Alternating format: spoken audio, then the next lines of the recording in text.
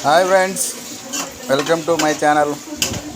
And చెప్పాను కదా మా అల్లుడు బర్త్డే అని, దాని గురించి 3 కేజీలు చికెన్ తెచ్చిన. ఇక్కడ మా ఊర్లో చికెన్ కేజీ వచ్చేసి 240 రూపాయలు.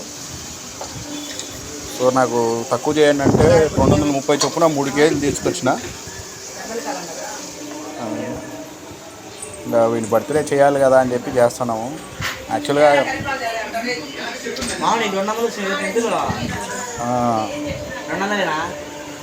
అదే ఫ్రెండ్స్, మీకు అందరికి తెలిసే ఉంటుంది. దీంట్లో డిఫరెంట్ ఏంటంటే జస్ట్ పెరుగు యాడ్ చేసారు అంతే.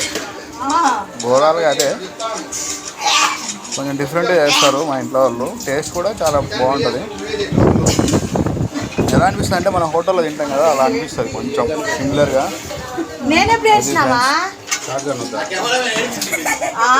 చేసేదంతా మా అక్క వాళ్ళే.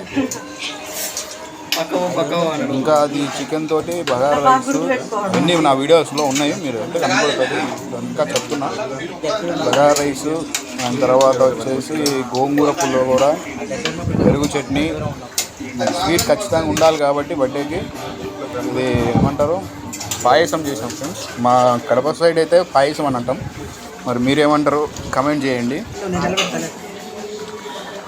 మా బర్త్డే బాయ్ పాలకావ అని చెప్తాడు. అదే ఫ్రెండ్స్, ఏదో బాగా ఉడికినాయి లేదని చెక్ చేస్తాను. Okay friends, thank you.